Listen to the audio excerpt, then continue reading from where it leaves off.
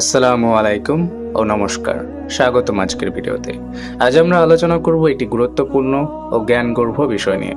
হিন্দু ধর্মের অবতার ও ইসলামের নবী, এদের মধ্যে পার্থক্য, মিলন এবং ধর্মীয় দৃষ্টিভঙ্গি। অনেক ক্ষেত্রেই আমাদের মধ্যে মতবিরোধ থেকে থাকে যে অবতার এবং নবীর মধ্যে পার্থক্য কি, এরা কি আদৌ এক? এই ভিডিওর উদ্দেশ্য কাউকে ভুল প্রমাণ করা নয়, বরং একে অপরের বিশ্বাসকে বোঝা আর শিক্ষা ও সহনশীলতা গড়ে তোলা। অবতার হিন্দু ধর্মের বার্তাবাহক। হিন্দু ধর্মে অবতার বলতে বোঝানো হয় ঈশ্বর নিজেই মানব রূপে অবতরণ করেন পৃথিবীর কল্যাণে। অবতার শব্দটি এসেছে সংস্কৃত অব মানে নিচে ও তরণ মানে নামা থেকে, অর্থাৎ ঈশ্বরের অবতরণ। অবতারের উদ্দেশ্য ধর্মের পূর্ণ প্রতিষ্ঠান, অসুরদের বিনাশ, স্বজনদের রক্ষা করা। বিখ্যাত 10 অবতার বা দশাবতার: মাছ, কচ্ছপ, বরাহ, নৃসিংহ, বামন, পরশুরাম, রাম, কৃষ্ণ, বুদ্ধ, ভবিষ্যতের কালকি।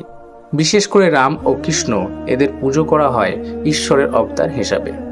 হিন্দু ধর্মে মনে করা হয় ঈশ্বর সময় ও যুগ অনুযায়ী বিভিন্ন রূপে অবতরণ করেন।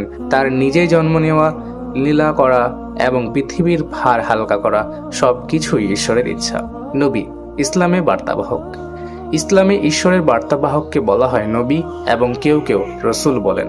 নবী ও রসুল কারা? নবী হলো এমন একজন মানুষ যাকে আল্লাহ তার পক্ষ থেকে ওহী বা বার্তা প্রদান করেন। রাসূল হলো সেই নবী যাকে নতুন কিতাব বা শরীয়ত দেওয়া হয়, যেমন হযরত মুসা আলাইহিসসালামকে তাওরাত, ঈসা আলাইহিসসালামকে ইনজিল, মুহাম্মদ সাল্লাল্লাহু আলাইহি ওয়াসাল্লামকে কোরআন। ইসলামে নবীদের বৈশিষ্ট্য: তারা মানুষ, কোনোভাবে ঈশ্বরের রূপ নন। তারা পাপহীন, আল্লাহর পক্ষ থেকে সতর্ককারী ও শুভ বার্তাদাতা। তারা ঈশ্বরের উপাসনা শেখান, মানুষকে শিরিক থেকে ফিরিয়ে আনেন। কোরআনে 25 জন নবীর নাম উল্লেখ আছে, যেমন আদম আলাইহিসসালাম, নূহ আলাইহিসসালাম, ইব্রাহিম আলাইহিসসালাম, মুসা আলাইহিসসালাম, ঈসা আলাইহিসসালাম এবং শেষ নবী হযরত মুহাম্মদ সাল্লাল্লাহু আলাইহি ওয়াসাল্লাম। নবী সাল্লাল্লাহু আলাইহি ওয়াসাল্লাম বলেন, আমার পর আর কোনো নবী নেই, অর্থাৎ নবুয়ত এখানেই শেষ। দুই ধর্মের দৃষ্টিভঙ্গি ভিন্ন, কিন্তু মূল উদ্দেশ্য এক: পৃথিবীতে সত্য, ন্যায় ও শান্তি প্রতিষ্ঠা করা।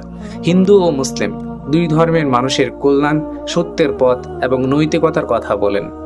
আমাদের উচিত একে অপরের মতাদর্শ জানার চেষ্টা করা, যাতে ভ্রান্তি দূর হয় আর ভালোবাসা বাড়ে। ভিডিওটা যদি আপনার ভালো লেগে থাকে তাহলে লাইক দিন, কমেন্টে মতামত দিন এবং চ্যানেলটি সাবস্ক্রাইব করুন।